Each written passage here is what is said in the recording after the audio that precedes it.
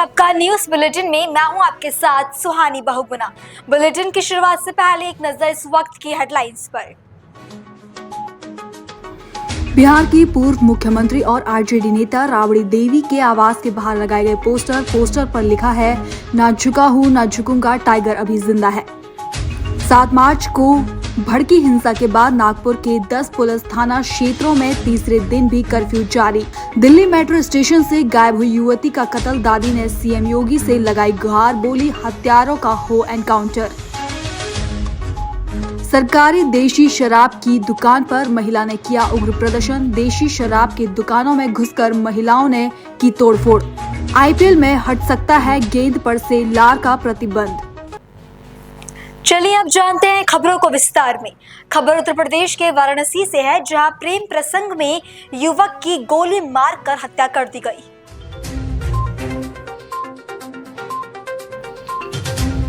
वाराणसी में प्रेम प्रसंग के चलते एक युवक की हत्या कर दी गई। बता दें कि होली की रात युवक को गोली मारकर मौत के घाट उतार दिया गया।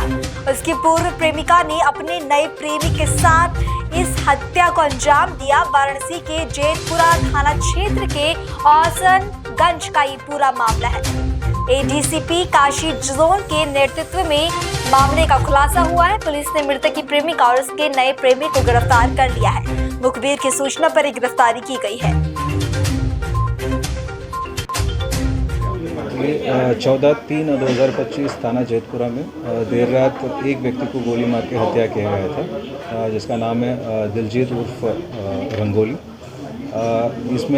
इस केस में जो मेन अभियुक्त हैं, जो राजकुमार मोहलसराय का रहने वाले हैं, आज उसका गिरफ्तार किया गया। साथ ही साथ पूछताछ में ये भी पता चला इसकी गर्लफ्रेंड भी प्लानिंग में इन्वॉल्व थी, तो उसको भी गिरफ्तार कर लिया गया।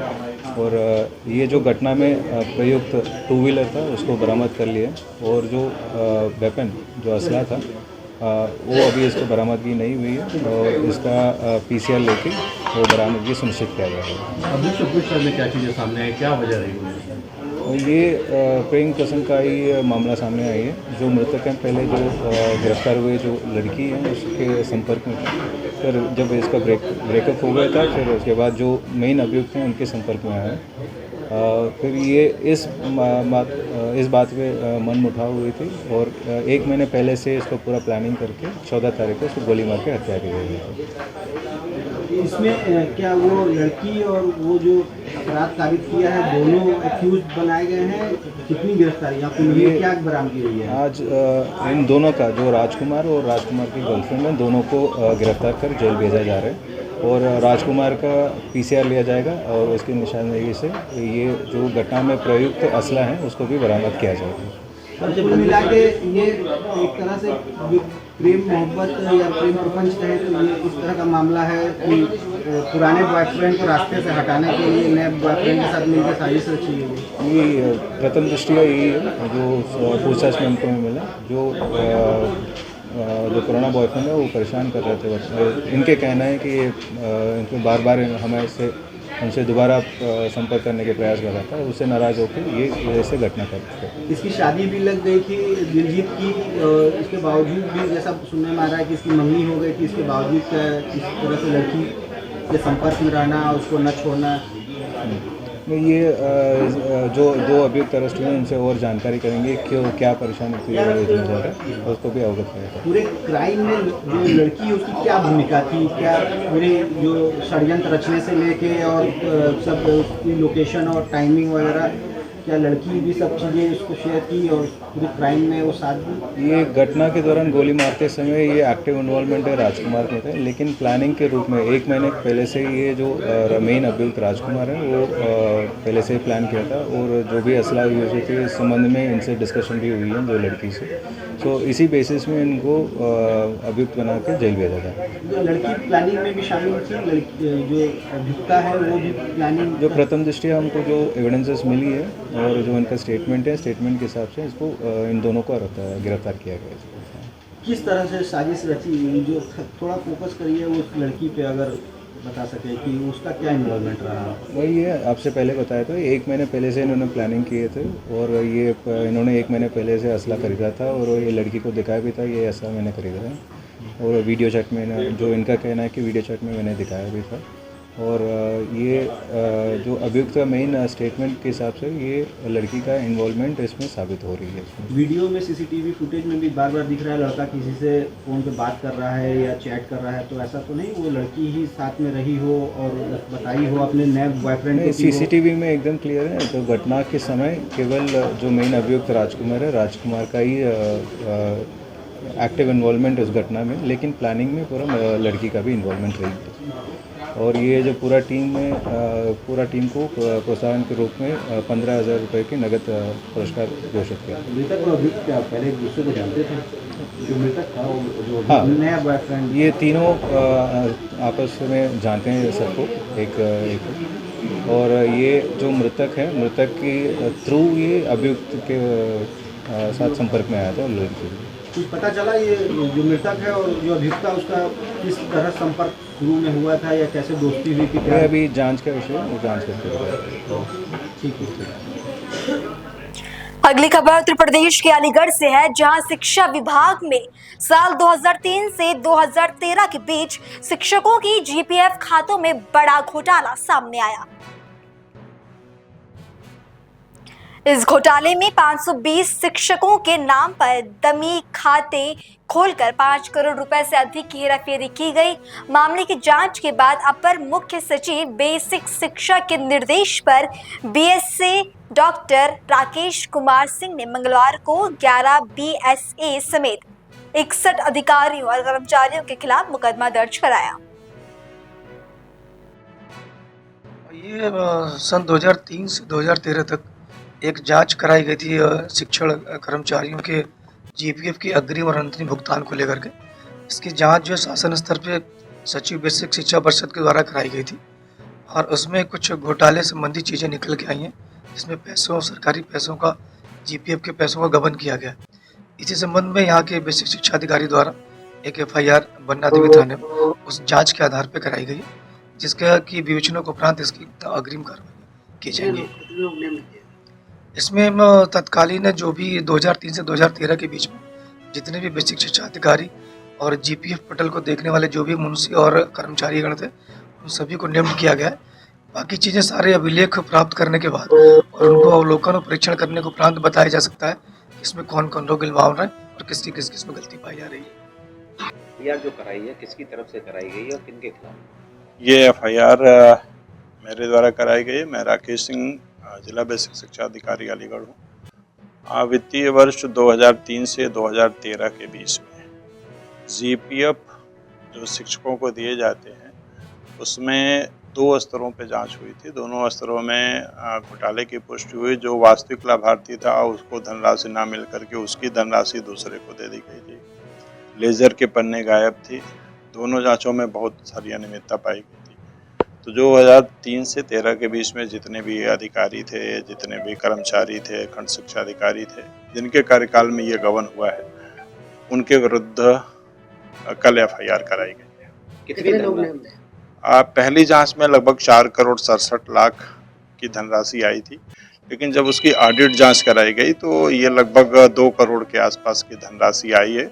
अन्य धनराशियों का समायोजन कराया गया था, उनसे रिकवरी की गई थी। तो मूलतः जो धनराशि इस समय बच रही है वो 2 करोड़ रुपए। किस किस लेवल के अधिकारी इसमें सम्मिलित? इसमें देखिए अभी तो शासन स्तर पे जांच चल रही है, लेकिन जिन अधिकारियों के कार्यकाल में ये घटना घटी है एफआईआर कराई गई है और ये जांच पुलिस द्वारा की जाएगी कि कौन कौन इसमें संलिप्त रहा है, क्या इसमें। ये राशि किसको दी जानी थी और किसको चली गई?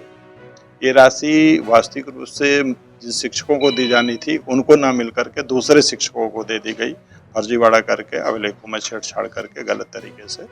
तो जो वास्तविक लाभार्थी उसको धनराशि नहीं मिल पाई थी। इसमें बाबू कर्मचारी अधिकारी निसंदेह इसमें पहले भी एक कुछ बाबुओं पे एफआईआर हुई है। ये घटना की एफआईआर दर्ज कराई गई है।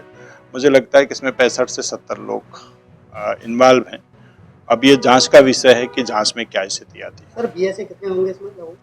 मुझे लगता है 10 से 12 जिला बेसिक शिक्षा अधिकारियों के कार्यकाल में ये घटना घटी है। अगली खबर उत्तर प्रदेश के सहारनपुर से है, जहां थाना बेहट पुलिस ने सरस्वती विहार कॉलोनी में हुए सनसनीखेज हत्याकांड का पर्दाफाश करते हुए 2 आरोपियों को गिरफ्तार कर लिया है। 18 मार्च को सुबह थाना बेहट को सूचना प्राप्त होती है कि थाना बेहट के कस्बे में मोहल्ला माजरी है, वहां पर एक नई कॉलोनी में खाली पड़े हुए प्लॉट पर एक डेड बॉडी मिलती है, जिसपे कि सर पर ईंटों से वार कर सर कुचला हुआ था शव का। इस सूचना पर थाना बेहट पुलिस की टीम और फील्ड यूनिट मौके पर पहुंचती है। शव को कब्जे में लेकर पोस्टमार्टम के लिए भेजा जाता है तथा जो मृतक हैं उनके परिजनों की तहरीर के आधार पर थाना बेहट पर मुकदमा 2 व्यक्तियों के खिलाफ पंजीकृत होता है, जो कि उसी मोहल्ले के रहने वाले हैं। जो परिजन है उन्होंने ये आरोप लगाया था कि मृतक हैं उनकी पत्नी से एक अभियुक्त, जो नामजद अभियुक्त है, उसकी बातचीत थी और इसी के चलते उन्होंने इसका वो कर दिया, कत्ल कर दिया सतीश का, जो मृतक हैं। इसके बाद थाना पुलिस जब जांच पड़ताल करती है और लोगों से बयान लेती है, जो भी वहाँ पे आसपास के लोग हैं और कैमरे देखे जाते हैं, तो इसमें सूचना मिलती है कि एक व्यक्ति इसी के मोहल्ले का, भूपेंद्र जिसका नाम है, वो इस घटना में शामिल है और उसका जो मामा है पप्पू, जो कि रामपुर मनिहारन थाना क्षेत्र का है, इन दोनों ने ही मिलकर उस रात्रि तीनों ने मिलकर, मृतक भूपेंद्र और पप्पू ने मिलकर एक शराब पी।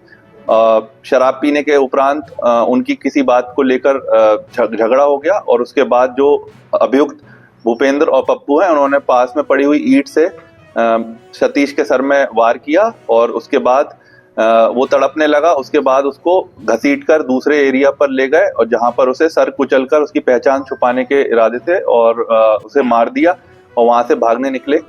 इसके बाद जब ये बरौली पे पहुंचे रात्रि में, तो बरौली पर थाना बेहट की होमगार्ड्स की पिकेट लगती है।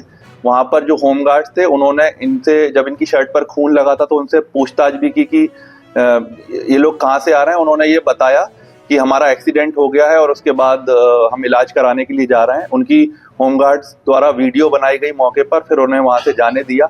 अगले दिन जब पुलिस द्वारा जांच पड़ताल में भूपेंद्र और पप्पू का नाम सामने आया इस घटना में, और फिर उस होमगार्ड से बनाई हुई वीडियो से जब तस्दीक की और फिर जब इनसे सख्ती से पूछताछ किया, तो इन्होंने अपना जुर्म कबूल लिया।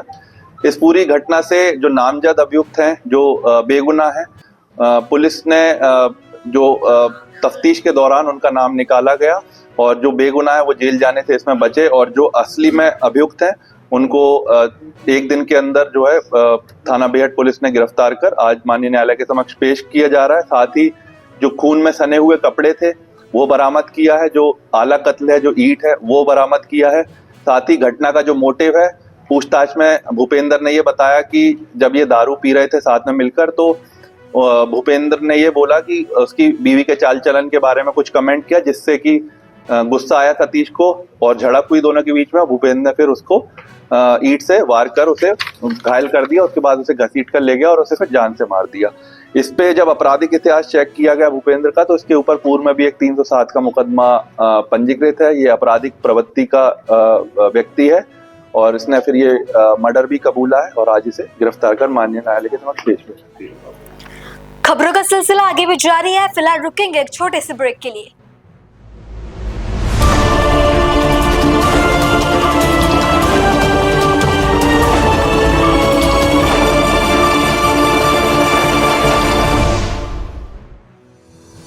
रोजगार डेवलपर्स, a unit of रोजगार डेवलपर्स एंड प्राइवेट लिमिटेड। घर वहीं जहां हो आपका भरोसा। पिछले 15 सालों से आपके सपनों का घर हमारी प्रतिबद्धता। रोजगार डेवलपर्स का पता है शिमला बाईपास रोड, गणेशपुर, देहरादून। रोजगार डेवलपर्स से संपर्क करने के लिए अभी डायल कीजिए 9897054026 पर या 8433207910 पर।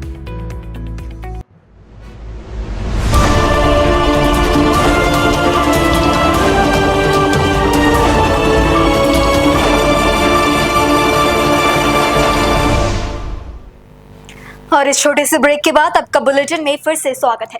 खबर उत्तर प्रदेश के आगरा से है, जहां कार की चपेट में आने से युवक की मौत के बाद भड़के लोगों ने आगरा मथुरा हाईवे पर जाम लगा दिया। आगरा में होलिका दहन वाली रात को जलाना अस्पताल के पास एक फॉर्च्यूनर कार ने स्कूटी सहित 7 लोगों को अपनी चपेट में ले लिया था, जिसमें कई लोग घायल हुए। बुधवार को उपचार के दौरान लोकेश बघेल नामक व्यक्ति की मौत हो गई। इसके बाद लोगों ने आईएसबीटी के पास हंगामा किया। बहुत बड़ी वो है, अनुकंपा है। अरे काका एक मिनट रुको, पंचनामा भैया मैं सुबह से कर तो रहा हूँ, आपका सारा सहयोग कर रहा हूँ सुबह से ना, मैं कहता रहा हूँ अरेस्टिंग करके देंगे 24 घंटे के अंदर दादा, लेकिन विश्वास करना पड़ेगा। हमारे पास वो बंदे सब काम करेंगे वो दादा सारे जो धाराएं होंगी, धाराओं में चीजें होंगी, रिकॉर्डिंग ऐड होगी, साक्ष्य के तौर पर बाकी कार्रवाई होगी।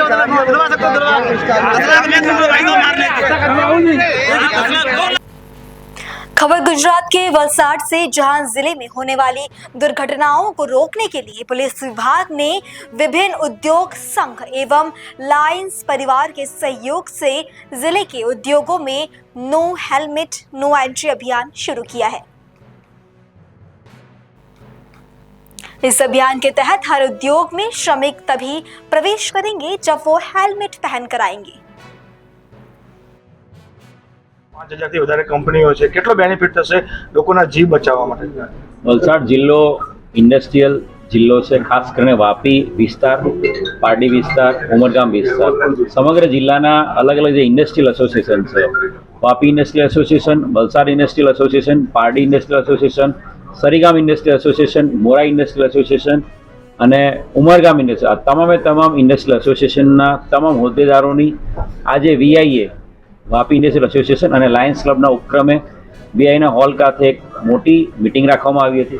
300થી વધારે અલગ અલગ ઇન્ડસ્ટ્રીના એસોસિએશનના હોદ્દેદારો આ મિટિંગમાં જોડાયેલા હતા અને એક નવો અભિગમ, ખાસ કરીને વલસાડ જિલ્લામાં વધી રહેલા એક્સિડન્ટના બનાવો જે છે, એક્સિડન્ટના બનાવોને રોકવા માટે અને ખાસ કરીને જે ઇન્ડસ્ટ્રીમાં કામ કરનારા કર્મચારીઓ છે એ લોકોની સેફટી અને સુરક્ષાને ધ્યાને રાખીને એક નો હેલ્મેટ નો એન્ટ્રીનો એક નવો અભિયાન સમગ્ર વલસાડ જિલ્લામાં શરૂઆત કરવામાં આવી રહી છે।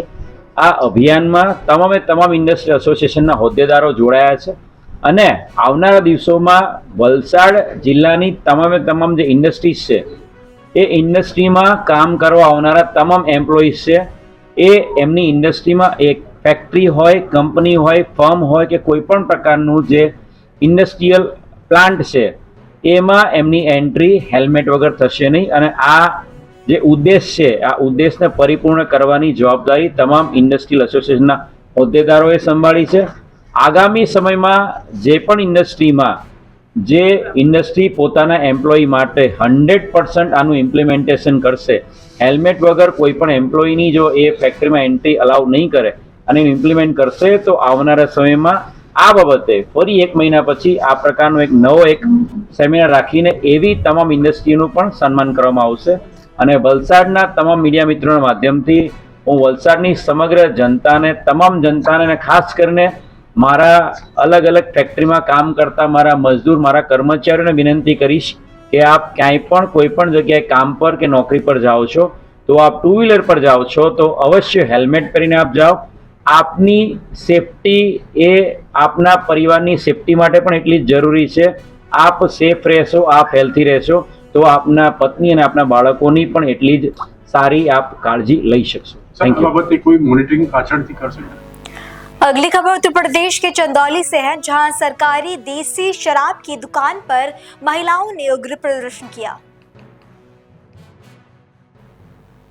चंदौली में महिलाओं ने देशी शराब की दुकान पर उग्र प्रदर्शन किया है। देसी शराब की दुकान में घुसकर महिलाओं ने तोड़फोड़ भी की। बता दें कि पानी की तरह महिलाओं ने शराब को सड़क पर बहाया। महिलाओं का कहना है कि आदमियों को शराब की लत लग रही है और कई घंटों तक महिलाओं का ये प्रदर्शन जारी रहा। सूचना के बाद पुलिस प्रशासन के साथ आबकारी विभाग भी मौके पर पहुंची। 1 महीने में शराब ठेका हटाने के आश्वासन पर महिलाओं ने अपना प्रदर्शन खत्म किया। सदर कोतवाली क्षेत्र के नसीरपुर पट्टी का ये पूरा मामला है। क्या नाम है आपका? सर हमारा नाम नीतू है। कहाँ के रहने वाले? नसीरपुर की रहने वाली हूँ। नीतू जी, यहाँ भारी संख्या में आप लोग धरना प्रदर्शन कर रही, हंगामा कर रही, क्या है? यहाँ पर देखिए सर, ये जो है ना यहाँ पर ठेके की दुकान है देसी शराब की, यहाँ रहने से हम लोगों को बहुत हानि पहुंच रहे हैं। हम लोग के बाल बच्चे खाने से मर रहे हैं, कपड़ा के लिए तरस रहे हैं, पढ़ने के लिए नहीं जा पा रहे हैं। हम लोग बहुत इससे हम लोग हरदम वथू रहते हैं, उलझन में रहते हैं। हम लोग के घर में रोज मार होता है, झगड़ा होता है, विवाद होता है। हम लोगों को समय से खाना नहीं बन पाता है, घर में पका हुआ खाना हम लोगों का छिटा जाता है। हम लोग के घर में सर बहुत ज्यादा कलह होता है। ये पहले से ही ठेका रहा सर ये पहले से ही है, हम लोगों के आने से पहले का ही है सर। हम लोगों को नहीं पता है कि कितने दिन का यहाँ पर ठेका है, लेकिन सर हम लोगों को इस समय बहुत पीड़ित होना पड़ रहा है इस ठेके की वजह से। हम लोग छोटे छोटे बच्चे हैं जो पढ़ लिख नहीं पा रहे हैं, घूम रहे हैं फीस फाइन बदले से कि स्कूल से भगा जा रहे हैं। बच्चों को खाने के लिए भोजन नहीं समय से मिल पा रहा है सर। जब तक यहाँ पर ठेका नहीं बंद होगा तब तक हम लोगों का विरोध रहेगा सर। क्या नाम है आपका? संगीता देवी। कहाँ के रहने वाली है? हम नसीपुर। यहाँ भारी संख्या में महिलाएं हंगामा के प्रदर्शन किए, क्या है मामला? मामला ये है सर जी कि 400-500-300 आदमी कमा के लाते हैं और यहीं पर सब पी के उड़ा देंगे ना। घरे जियन तो बोरा न दिहन, पताई न दिहन, तो लेकिन हम खियाई कहाँ ले, पहिराई कहाँ ले, पढ़ाई कहाँ ले। आप लोग का विरोध किस? विरोध दारू का यहाँ से हटना चाहिए। दारू गाजा यहाँ से सब हट जाए। क्या है यहाँ दारू गाजा सब बेचाता है, सब हटाइए यहाँ से। हमन के बस ये मांग है कि यहाँ से दारू गाजा बियर सब यहाँ से हटे के चाहिए। मजदूर आदमी कमा के 300-400 लिए तो जब बिलवाई दिन तो परिवार हम आगे बढ़ाई कहाँ ले। परिचय बताएं। मेरा नाम किरण है, नसीरपुर की रहने वाली हूँ। आप लोग हंगामा प्रदर्शन किए, क्या है? दारू से हम लोग परेशान हैं। क्या है समस्या ये है कि हमारे घर वाले 400-300 रुपया कमाते हैं और दारू में पी लेते हैं। जब 400 रुपया पिए हैं तो घर पर 400 रुपया कमा रहे हैं, 200 रुपया गवा देंगे। 200 रुपया में हम घर कैसे चलाएंगे? 200 रुपया में हम घर कैसे चलाएंगे? हमारे बाल बच्चा कॉपी है, किताब है, फीस है, हम लोग का राशन है, गेहूँ है, चावल सब बेचा जा रहा है। हम लोग कहाँ से खर्चा चलाएंगे? यहाँ जो ठेके का विरोध कर रही है या पहले से ही था, तो फिर आज क्या बात है? इसलिए कि बहुत ज्यादा उपद्रव है। शादी ब्याह त्योहार में हर हमेशा झगड़ा होता है। घर में भी आके पी के लोग बच्चों को भी मारते हैं, औरतों को भी मारते हैं। घर में तो मारते हैं, बाहर भी घिसरा देते हैं। हम लोग का इज्जत नहीं है, हम लोग का मान सम्मान नहीं है। इसीलिए हम लोग परेशान है। हम लोग को यहाँ ठेका नहीं चाहिए, यहाँ पे से ठेका हटाइए, हम लोग को यही चाहेंगे।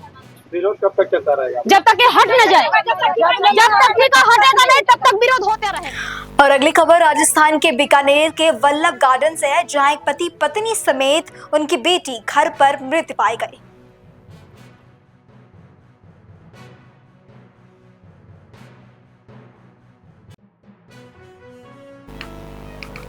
बीकानेर के वल्लभ गार्डन में नितिन खत्री, उनकी पत्नी रजनी और उनकी बेटी जैसिका अपने घर पर मृत पाए गए। तीनों अपने ही घर पर मृत पाए गए हैं। स्थानीय लोगों का कहना है कि नितिन के घर पर पिछले कुछ दिनों से किसी का भी आना जाना नहीं हो रहा था और बीती रात नितिन के घर से बहुत बदबू आने लगी थी।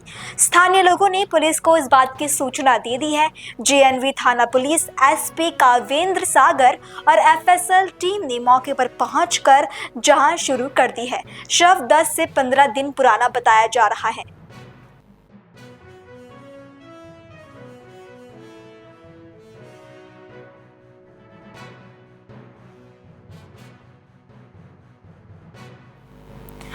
और बड़ी खबर छत्तीसगढ़ के रायपुर से, जहां जिला पंचायत अध्यक्ष और उपाध्यक्ष का चुनाव आज होगा।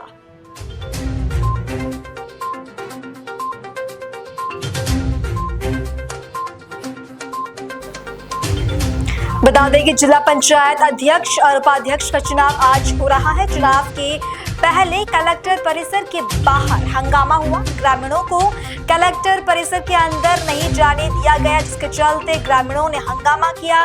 2 बार पहले रद्द हो चुका है चुनाव। आपको बता दें कि जिला पंचायत कार्यालय के सामने सुबह से ही गहमा गहमी का माहौल है। भारी संख्या में पुलिस बल भी वहां तैनात है।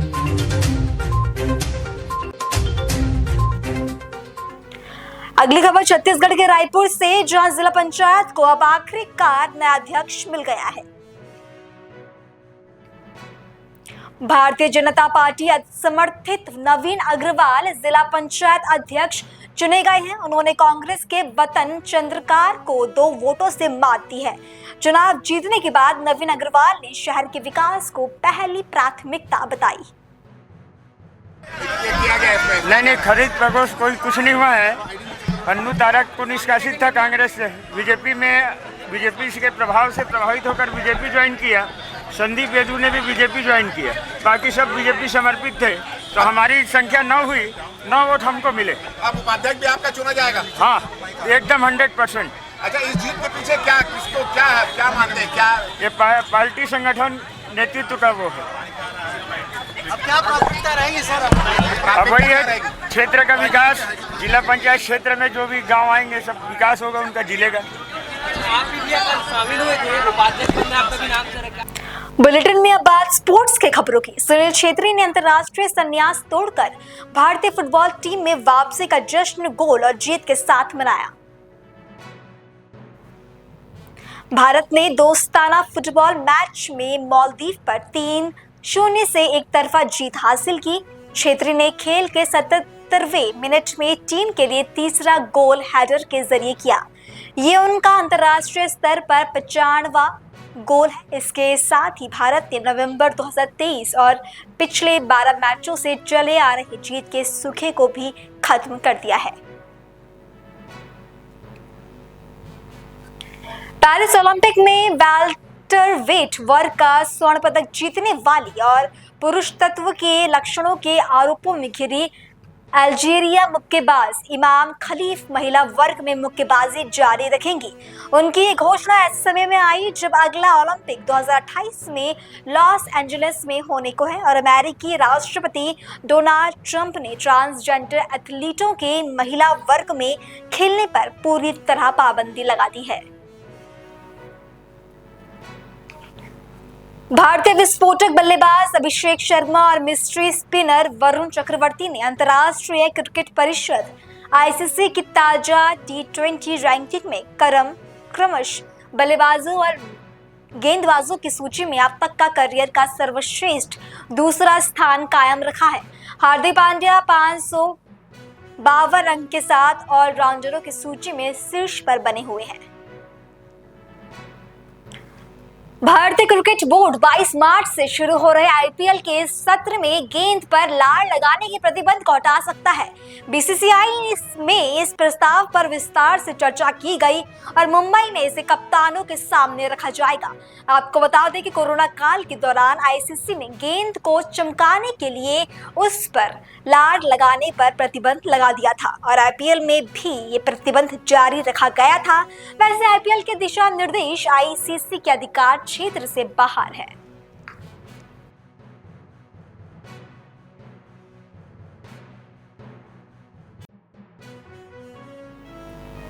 और इस खबर के साथ ये बुलेटिन यहीं समाप्त होता है। देश और दुनिया की बाकी तमाम खबरों के लिए आप देखते रहें पल्स 24 न्यूज। नमस्कार।